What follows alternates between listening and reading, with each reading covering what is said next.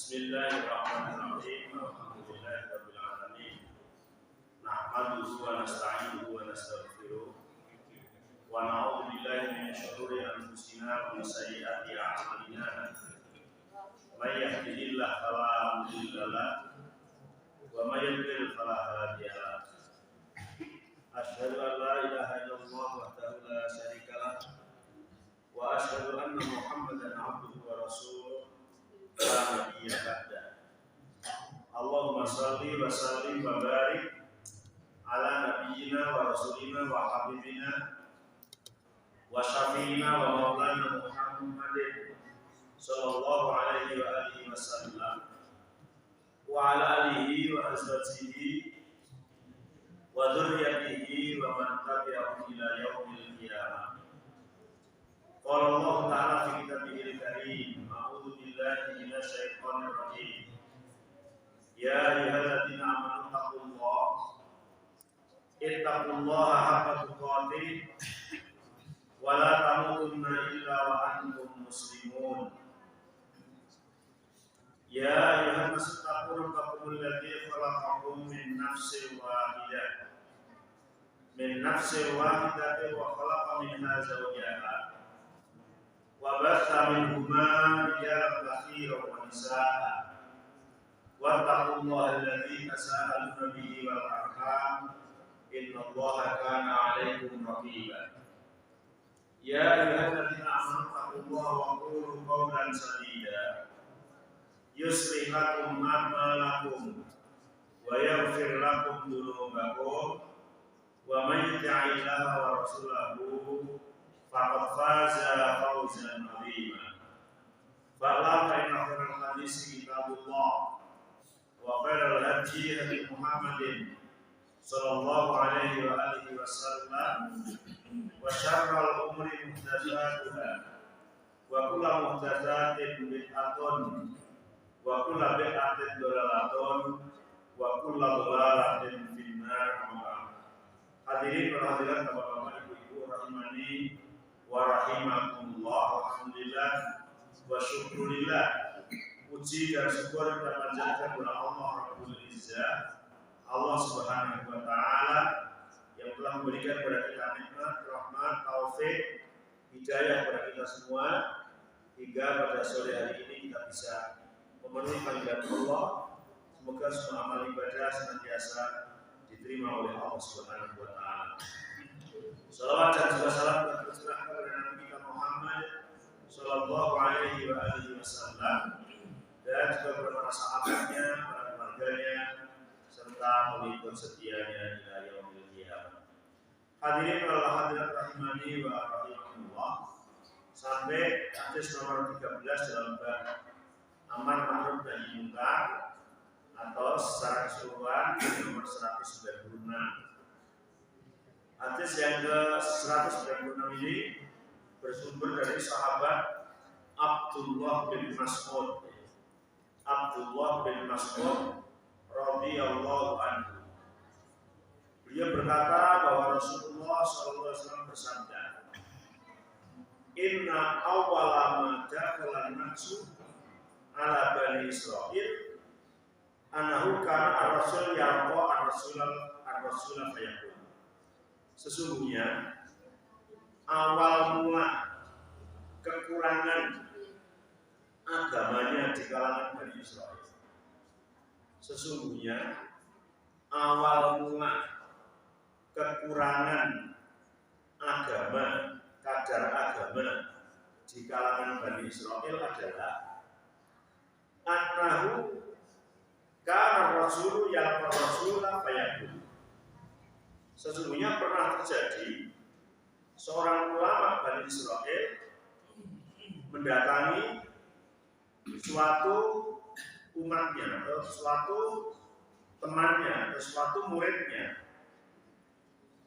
Fayaqulu ya hadza ittaqillah wa da' ma tasma'u fa innahu la yahilu laka. Hei fulan, hei siapa namanya, bertakwalah kamu kepada Allah dan tinggalkanlah apa yang kau lakukan, karena yang kau lakukan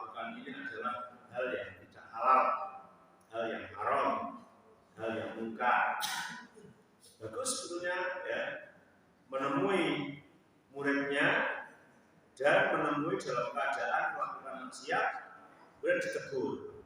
Ittaqillah, bertakwalah kalian kepada Allah, wada'ma tasna, dan tinggalkanlah apa yang kamu lakukan. Fa innahu la yahilullah, karena hal yang kamu lakukan itu tidak halal. Kadang-kadang seorang guru, seorang ustaz, seorang kiai menemui muridnya dalam keadaan melakukan kemungkaran, berani menegur. Tapi jeleknya hanya sekali. Ini terus kemudian kan diceritakan. Tsumma yalqahu minal ghadab. Besok ketemu lagi. Jadi misalnya tadi hari Ahad ketemu menegur. Besok hari Senin atau hari Selasa atau minggu depan ketemu lagi. Wa huwa ala halihi, dan yang ditegur itu masih utuh, tidak berubah sama sekali. Sebagaimana ketika ia menemui di pertemuan yang pertama. Jadi pertama ketemu menegur, ketemu yang kedua masih utuh, masih utuh. Entah di sini nggak disebutkan kemungkaran apa yang dia lakukan, tapi masih utuh, tidak berubah sama sekali. Falayam na'udhu dzalik ayyakuna akilahu wa syaribahu wa qidahu. Maka pertemuan yang kedua ini, si ulama ini atau si ustaz, si kiai ini tidak menegur lagi. Karena pada pertemuan yang kedua ini dia disuguhkan makan, disuguhkan minum, gitu ya, diberikan hal yang enak-enak, gitu. Kemudian dia mau tegur kan sukan maksudnya. Ya, misalnya ini contoh aja. Saya nemui Pak Ari melakukan kemaksiatan, Pak. Tidak boleh nih, Pak. Ini nggak halal, nggak boleh. Kamu harus tinggalkan ini ya. Coba, ini kan diharapkan oleh Allah. Iya ya tadi. Di hari yang lain saya menolak, tapi Pak Ari jangan siap. Nah, beli makanan yang enak-enak, beli minuman yang enak-enak, gitu tak? Beli tempat yang sangat-sangat nyaman itu. Saya datang lagi, kok usah, tidak harus, kok usah. Karena berguna jadi pekewan, wah, ini. Nah ini terjadi pada zaman Bani Israel dulu, diceritakan oleh Rasulullah SAW. Pertama kali menemui berani negur, tapi menemui yang kedua nggak berani negur. Ya, kenapa? Bahkan ayyakuna akilahu wa syaribahu wa qidahu. Dia malah menjadi teman makannya, teman minumnya, teman duduknya, gitu. Jadi sudah biasa. Maka dalam urusan apapun itu kan tergantung satu, siapa temannya, ya, siapa teman duduknya, apa kebiasaannya, akan menjadi menular, gitu, mewarnai. Tidak kita yang mewarnai kebaikan, malah kita yang diwarnai oleh kejelekan itu. Maka kenapa kemudian kita harus milih teman duduk, milih teman bicara, milih komunitas, itu ya. Harus milih. Ini sebenarnya mau tegur. Fala fa'alu dzalika, dan ternyata setelah terjadi seperti itu, setelah ditegur ternyata tidak berubah, justru yang tegur malah katut dari teman duduknya, teman makan minumnya. Fala fa'alu dzalika daraballahu quluba ba'dihim bi ba'din. Daraballahu quluba ba'dihim bi ba'din. Arti harfiahnya, Allah memukul hati mereka dengan hati yang lain. Artinya Allah menutup hatinya itu. Dilukailah hati tersebut. Hatinya itu dikunci oleh Allah Subhanahu wa taala. Jadi tertutup. Buktinya tertutup, dia tidak melihat kemungkaran lagi, tidak melihat kemaksiatan lagi. Justru menjadi lama-lama enak dengan kemungkaran dan kemaksiatan itu. Maka ditutup oleh Allah. Kemudian Rasulullah membacakan firman Allah ya dalam surat Al-Maidah ayat 78-81. Lu'inal ladzina kafaru min bani Israila ala lisani Daud wa Isa bin Maryam.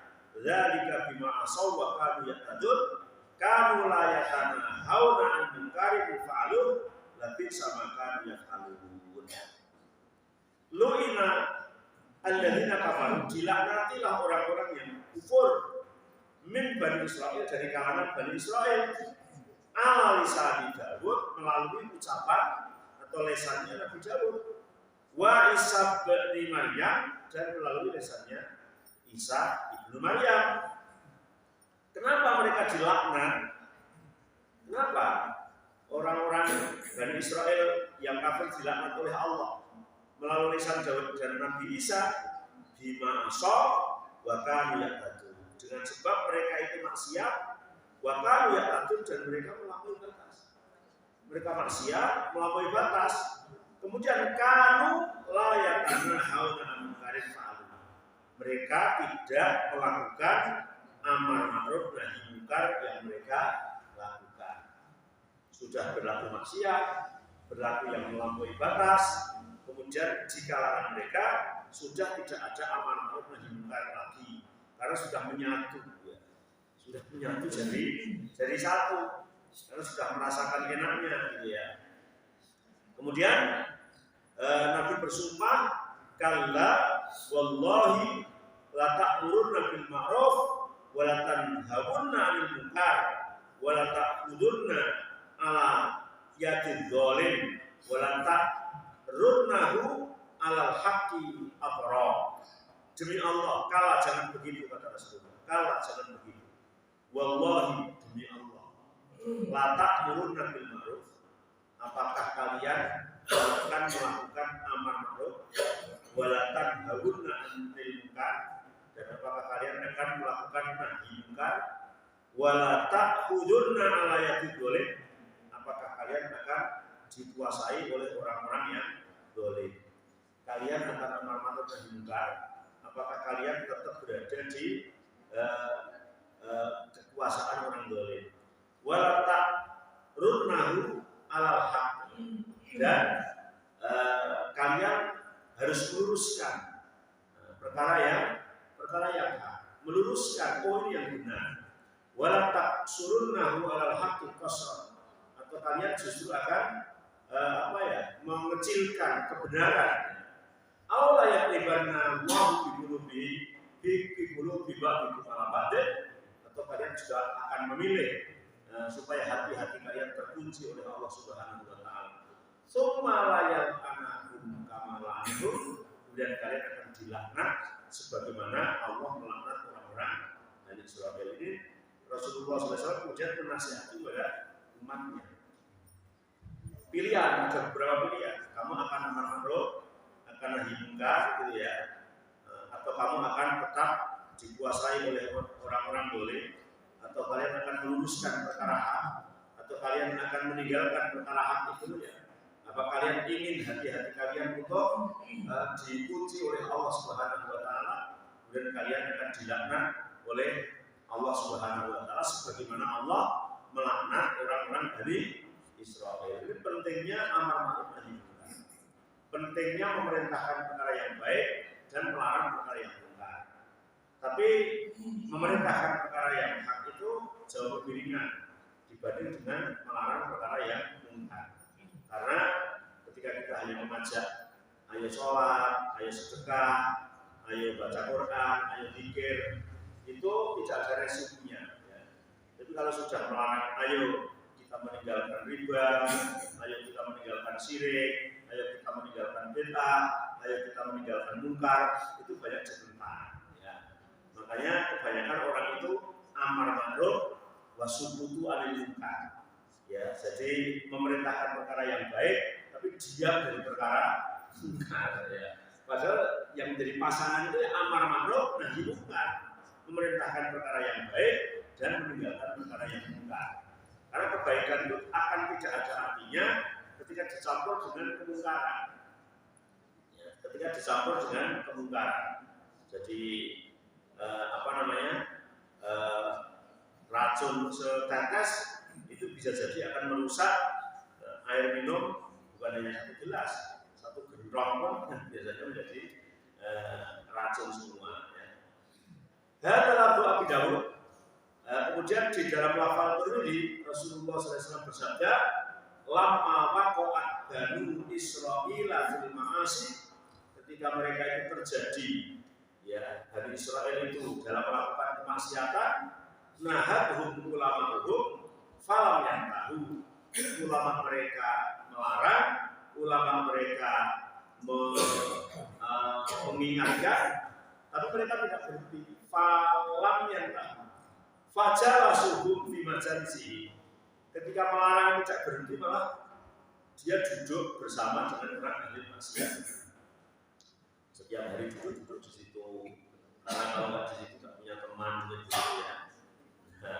Wa akaluhum, malah mereka makan bersama, wa syaribuhum, minum bersama, fadhallallahu quluba ba'dihim, maka Allah menutup hati mereka kepada sebagian hati yang lain. Satu sama yang lain justru saling berperan untuk menutup hatinya. Jadi kadang kita melarang sesuatu karena yang dilarang itu pinternya itu dia nggak mau berhenti dari larangan itu, tapi agar bagaimana orang yang melarang itu berhenti. Melarangnya tadi dikasih. Kalau sudah dikasih kan nggak jadi ya. Kadang-kadang kita sebagai ya itu di mana-mana tidak menyebut siapa ya. Misalnya kalau saya mau suatu gambaran aja ya, misalnya Pak Yani itu diserai menjadi keamanan sebuah pabrik besar. Banyak kamu ketua keamanannya mungkin ratusan, berapa ketuanya Pak Yani gitu. Nah, pokoknya orang yang mau macam-macam kita itu harus sikat gitu loh. Iya. Dan ternyata Pak Hadi pinter. Wah ini namanya Pak Yani. Sekolah dia apa ya, lalu biasanya. Nah, yang sama ini kayak hadiah banyak, jadi kan Pak Haji masuk mau nggak bener, dicolok gitu, pura-pura nggak lihat ya Pak. Nah ini bahasanya itu sampai kalau digambarkan yang mudah itu kayak gitu. Akhirnya ya semuanya kena laknat. Dan hatinya jadi tertutup. Dan itu kasus di mana-mana banyak sekali ya.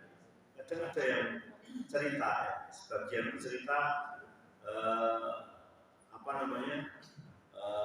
membeli sesuatu itu membeli dengan harga murah tapi mendapatkan kualitas yang baik. Membeli harga yang murah tapi mendapatkan kualitas yang baik, mesti lah bener loh. Mesti lah bener. Wong harga murah dapat kualitas yang baik, mesti lah bener. Lah orang bener itu nggak tahu caranya gimana gitu ya. Ternyata ya ada lewat pintu tertentu, mesti ada yang dibobol kan gitu ya. Nah pembobolan itu biasanya juga menggunakan hadiah. Jadi gambaran singkatnya itu seperti itu. Ulama Bani Israil itu ya melarang, bener-bener melarang. Tapi ketika sudah diberi sesuatu itu jadi empuk, jadi lunak gitu lah.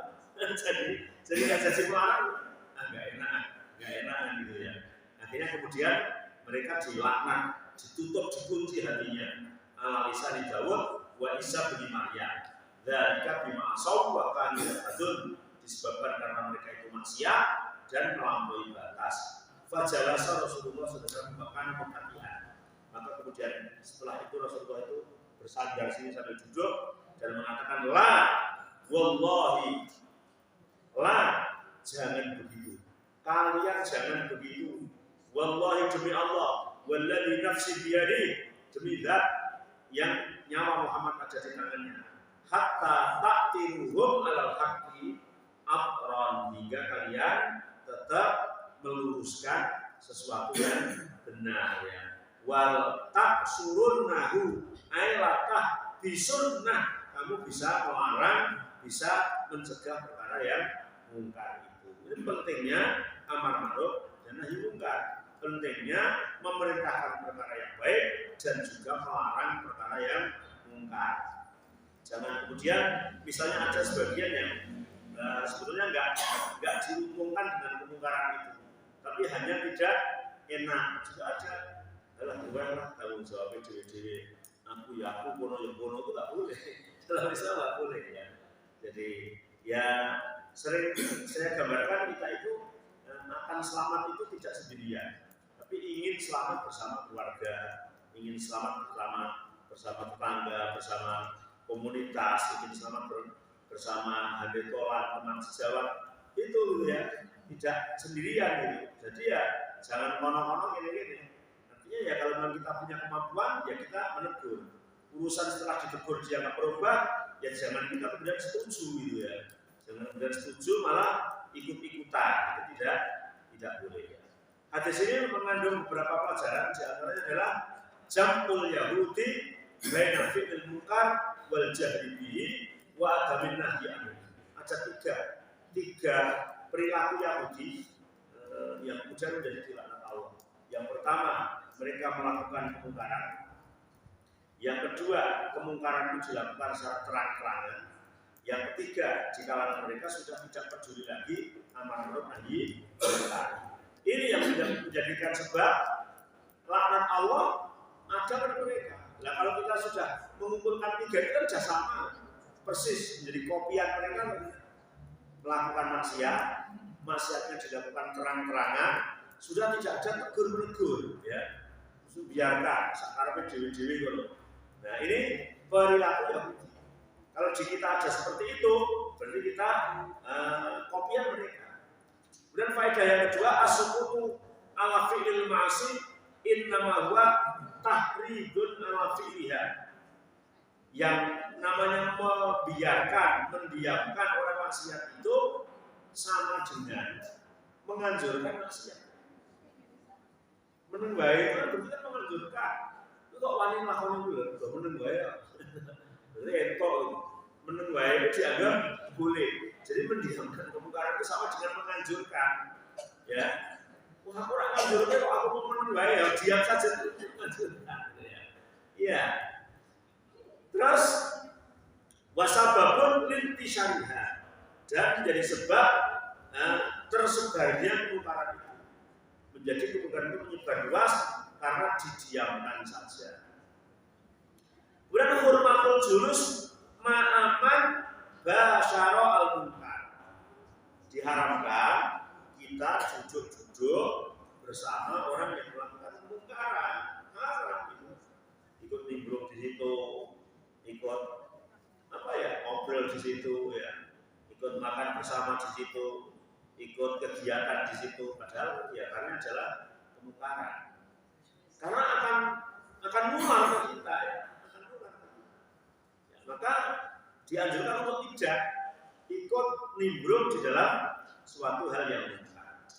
Ingkarul qalbi lil munkar yaqtadi mafasilatu ahli. Ini kan ada yang namanya mengingkari munkar itu kan dengan tangan, dengan lisan, dengan hati. Dengan tangan jelas, dengan lisan ngomong. Kalau dengan hati gimana? Dengan hati itu ya berusaha untuk tidak kumpul ya. Kok misalnya ini contoh aja ya, contoh supaya memudahkan aja ya. Nah, misalnya Pak Yani mantu menganggap dadut gitu. Terus sing joget-joget sing celorone cekak-cekak ngono lah.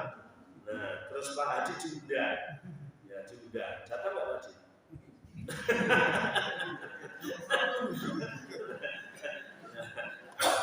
Dengan misalnya arep ngandani ya rawani. Jadi guala ngono ya. Arep ngomong rawani Ini kan gimana? Ya dengan cara tidak hadir diundang gitu ya. Tidak hadir diundang itu berarti mengingkari dengan hati. Itu. Nah, jangan tetap jatah. Aku yang mengingkari hati. Ini maksudnya kan harus tetap mandor harus seketan ya. Namanya enggak. Namanya enggak mengingkari gitu ya. Ini contoh aja ya. Buat seterus menjalan cegat aku ya. Gambarnya ini dari ingkar dengan hati itu minimal tidak mendatangi komunitas itu ya, yang kemaksiatan itu ya. Ya kadang-kadang kan banyak itu kemaksiatan. Satu contoh aja. Ya. Jadi kemaksiatan yang seperti itu banyak sekali. Nah kalau kita nimbrung ke situ berarti menunjukkan kita tidak ingkar. Maksud ingkar atau nimbrung ke situ gitu ya. Wal al-ummah al-marhumah hiya allati tatawasha bil haqqi was sabri wa tatanaha 'anil munkar. Umat yang dikasihi oleh Allah, yang disayangi oleh Allah, adalah umat yang saling wasiat mewasiatkan tentang kebenaran, wasiat mewasiatkan tentang kesabaran, dan saling tanaha anil munkar, ya, saling melarang kepada kemungkaran. Kemudian hadis yang ke-14 atau 197 atau terakhir dalam bab amar ma'ruf nahi munkar, yaitu hadis dari Abu Bakar As-Siddiq radhiyallahu anhu, bahwa Abu Bakar As-Siddiq mengatakan begini, ya ayuhan nas, hai manusia, innakum taqra'una hadhil ayat, kamu telah membaca ayat ini toh. Ternyata di dalam surat Al-Maidah ayat 105 yang berbunyi, ya ayyuhalladzina amanu alaikum anfusakum la yadurrukum man dhalla idza hadaitum. Hei orang-orang yang beriman, alaikum anfusakum, wajib atas kalian amar ma'ruf nahi munkar. La yadurrukum man dhalla, tidak membahayakan kamu orang yang sesat, tidak membahayakan kamu orang yang berlaku maksiat, tidak membahayakan kamu orang yang melakukan kekufuran, dengan catatan tidak ada itu kalau kamu sudah mengingatkan, kalau kamu sudah menegur, kalau kamu sudah memberikan petunjuk. Kalau diam saja ya bahaya, gitu ya. Tidak membahayakan itu kalau sudah menegur, apalagi sudah berkali-kali menegur, gitu ya. Maka hujahnya di hadapan Allah kan bisa ngomong, sudah saya ingatkan ya Allah dulu, sudah saya tegur, dan tak tegur yang malah pecah padu ya Allah. Ada hujah, tapi ya saya nggak berani kok ya. Makanya kemudian besok akan ditegur oleh Allah. Ya. Apakah bumi Allah itu tidak luas? Ya? Kamu kok tetap duduk di situ? Gitu ya. Kemudian Abu Bakar mengatakan, wa ini sami'tu Rasulullah, dan aku mendengar Rasulullah SAW bersabda, innan nas idza ra'au adh-dhalim fala yaqudu ala yadayhi aw saka ayyahumullahu bi qabil. Sesungguhnya manusia, orang-orang ketika melihat kemungkaran, melihat kezaliman, melihat kemaksiatan, kemudian tidak menegur, tidak berniat merubah, baik dengan tangannya, dengan lesannya, aw saka, maka kata Rasulullah, hampir ayyahumullahu bi qabil, Allah akan mengadab keseluruhan, Allah akan menyiksa keseluruhan, baik yang melakukan maksiat atau orang yang tidak menegur kepada maksiat. Karena tadi orang yang tidak menegur itu sama dengan menganjurkan. Menganjurkan itu lebih parah daripada pelakunya. Itu menganjurkan lebih parah, namanya otaknya penganjuran itu ya, lebih parah. Maka ketika diam saja tidak menegur, kata Rasulullah, ditakutkan Allah akan menyiksa keseluruhan, baik yang melakukan maupun yang mendiamkan. Maka dalam hadis ini menunjukkan atau mengandung beberapa faedah, wujubu tadabburi kalamillahi ta'ala wa fiqhihi, wajibnya kita mempelajari firman Allah. Oh iya, firman Allah tadi, ya ayyuhalladzina amanu alaikum anfusakum la yadurrukum man dhalla idza hadaitum. Oh, itu ayatnya. Kemudian Abu Bakar menafsirkan ayat itu dengan sabda Rasulullah, innan nas idza ra'au dhalim falam yaqudu ala yadayhi aw syaqqa ayyahumullahu bi qabil minhum. Orang yang sesat tidak membahayakan kamu, orang yang maksiat tidak membahayakan kamu, orang yang melakukan kejelekan tidak membahayakan kamu, kecuali kamu telah menegurnya. Sehingga Nabi juga mengatakan kalau tidak saling tegur menegur, ditakutkan siksa Allah itu, azab Allah itu akan mengenai pada seluruhnya. Hurmatul qaul fil Quran bil ra'yi. Kemudian faedah selanjutnya, tidak boleh memaknai Al-Quran dengan pendapatnya sendiri. Hanya pemahamanku ya, aku pahami, pemahamannya seperti itu tidak boleh ya. Jadi harus dengan sabda Rasul atau ucapan para sahabat gitu ya. Dan alal ummah al muslimah ay an tadadhamana fima bainaha wa tawassaw bil haqqi was sabr, bahwa orang mukmin, orang muslim ya, ini harus saling memberikan wasiat, saling memberikan nasihat terhadap kebenaran, terhadap kesabaran. Jadi tidak berdiri sendiri, tidak sendiri-sendiri, tidak nafsi-nafsi. Nafsi-nafsi itu besok Allah sudah di akhirat. Kalau sekarang masih banyak peluang, bagaimana kita harus saling tegur, bagaimana supaya kita saling bisa menyelamatkan, karena besok orang masuk surga supaya bisa bareng-bareng.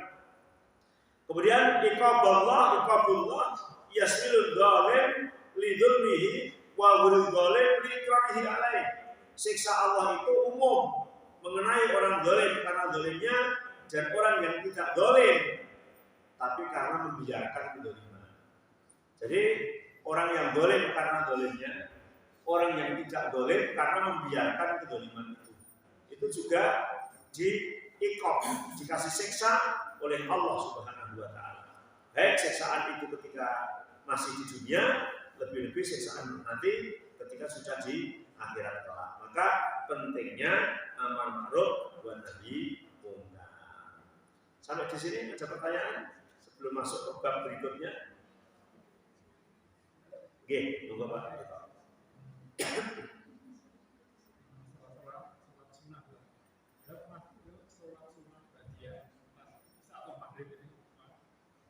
Ada yang makmum jadi gitu ya.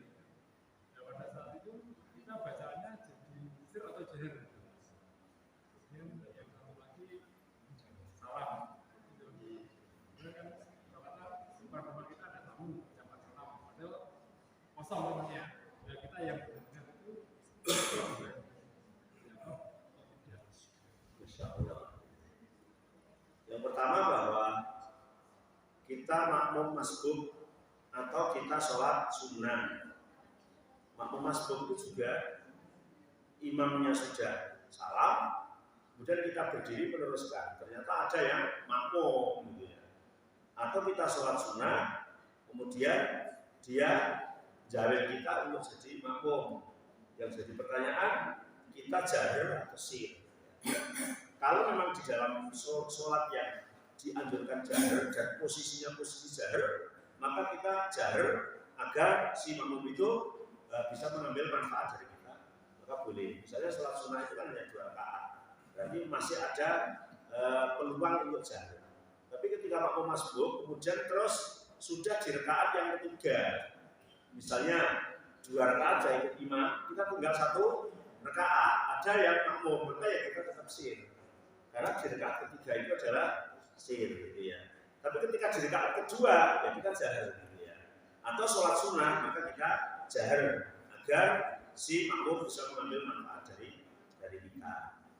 Yang kedua, salam untuk rumah kosong atau nggak ada orangnya. Kita yang tetangganya masih jawab ya. Ya sebetulnya itu etika. Sebetulnya kan etika. Apalagi kita tahu misalnya rumah itu orangnya pergi, gitu ya. Assalamualaikum, gitu ya. Nah, dengan Pak Ses. Ternyata Pak Haji kan ngerti ya, Pak Ses tidak. Nah, jadi kan kok betul itu lah termasuk etika yang baik. Menurut saya rumah dari Pak Ses ya, yang sangat tidak. Jadi kan menjadi memberitahu pada orang tersebut. Maka menjawab salam itu bagian dari sedekah. Yang disalami kan memang rumahnya yang mau dikunjungi itu. Yang lain menjawab salam itu artinya bersedekah pada mereka. Karena kan memang yang wajib menjawab salam kan yang disalami, yang disalami, bukan yang tidak disalami. Tapi menjawab itu adalah suatu kebaikan yang kita berikan kepada orang tersebut. Begitu insya Allah. Ada lagi yang lain? Masih berapa menit Pak? Oke, Bapak ada. Suatu hari saya pulang dari masjid dengan Mbak Mo. Saya itu pas jadwal pengajiannya ustaz saya itu di masjid Candi Raya. Itu bisa pakai Zoom. Itu kita ikut saja kajian. Enggak, karena setiap habis maghrib harus ngaji baca Al-Quran, kadang ada beberapa halaman.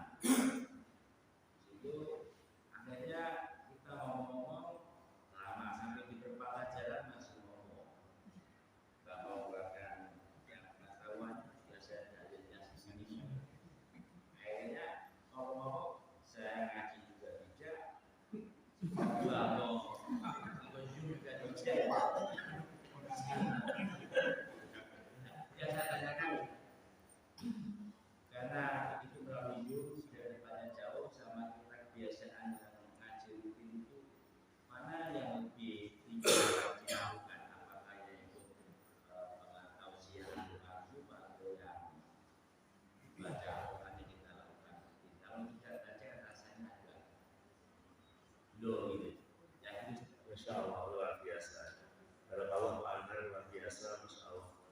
memang kita selalu berlomba-lomba dalam kebaikan.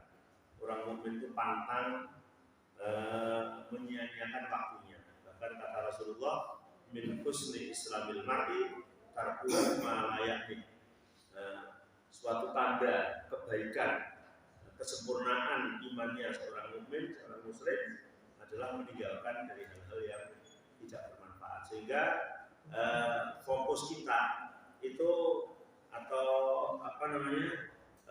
tujuan kita ya itu bagaimana kita selalu mengisi sesuatu dengan kebaikan. Bahkan yang ditanya orang mukmin itu ya ini dengan ini lebih baik mana, ini dengan ini mana yang harus kita lakukan terlebih dahulu gitu ya. Nah pertanyaannya adalah ikut pengajian Zoom ya atau bisa baca Al-Quran, lebih utama yang mana ya. Memang dua-duanya adalah merupakan amalan yang luar biasa ya. Baca Al-Quran adalah merupakan amalan yang satu hurufnya adalah 10 kebaikan, satu hurufnya adalah 10 derajat yang diberikan oleh Allah Subhanahu wa Ta'ala.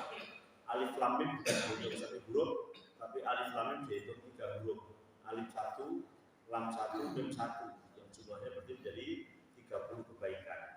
Tapi mendengarkan tausiah, mendengarkan nasihat, pengajian juga jalan menuju ke surga. Jadi dua-duanya adalah merupakan ibadah yang sangat luar biasa.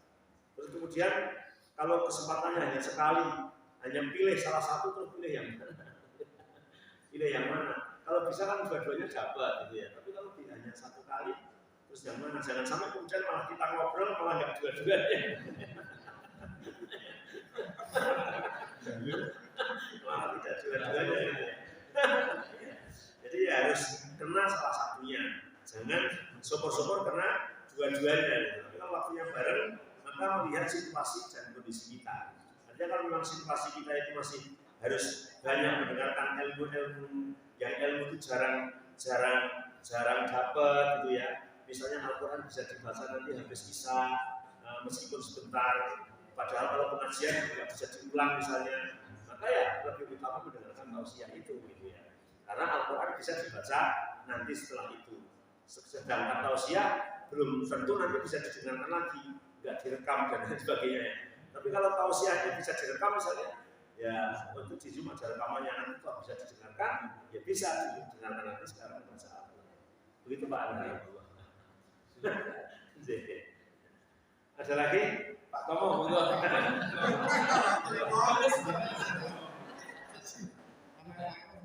suatu kewajiban ya. Amar ma'ruf nahi munkar adalah Wajib. ya. Kalau tidak kita lakukan berarti kan Dosa. Ya. Terus sekarang dilihat mana yang menjadi kewajiban kami untuk nahi munkar dan mana yang merupakan kewajiban dari yang berwajib. Itu aja Pak. Jadi ya memang kan ada sifat kemungkaran yang bersifat individu. Ada kemungkaran yang bersifat kolektif, ada kemungkaran yang memang yang bisa menegur adalah pemerintah. Itu yang memang harus dipisah-pisahkan gitu ya. Harus dipisah-pisahkan.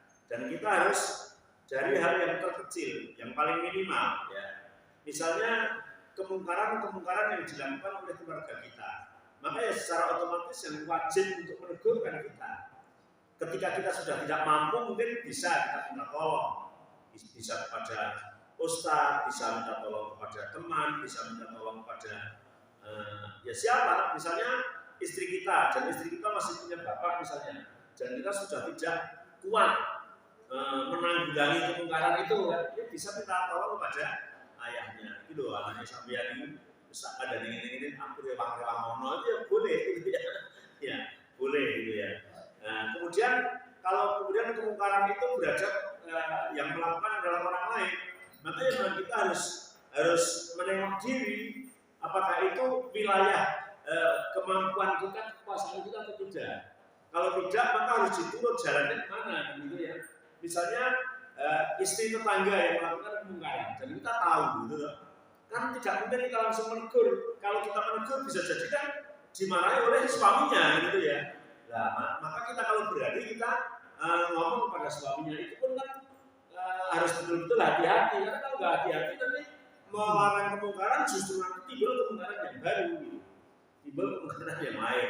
Maka kita harus dilihat mana kekuasaan kita, mana kita tidak kuasa. Misalnya anak-anak kita kan yang paling berkuasa awal kita, gitu ya. Nah, sebelum kita juga meminta tolong pada orang lain. Begitu juga memerintahkan perkara yang ma'ruf, memerintahkan perkara yang baik. Makanya ketika kita diangkat untuk menjadi penguasa, baik yang tingkat paling kecil misalnya RT itu harus betul-betul siap, berarti dengan diberi kekuasaan satu RT untuk amar ma'ruf nahi munkar, gitu ya. Ya, kalau dengan diserai kekuasaan di dalam suatu perusahaan, itu kan diberi amanah dalam satu perusahaan itu untuk amar ma'ruf nahi munkar. Meskipun ya artinya tidak ada jaminan harus kemudian selesai gitu ya. Intinya menyampaikan innama anta mudzakir lasta alaihim bimusaitir. Tapi seberapa kita sudah berusaha untuk amar ma'ruf nahi munkar, menggugurkan kewajiban kita sesuai dengan kewajiban yang telah Allah berikan kepada kita. Gitu Pak Tuh. Jelas ya? Iya. Ya, karena sudah bisa cukup sampai di sini. Semoga bermanfaat. Kurang lebihnya minta maaf. Subhanakallahumma wa bihamdika asyhadu an la ilaha illa anta astaghfiruka wa atubu ilaik. Wassalamualaikum warahmatullahi wabarakatuh.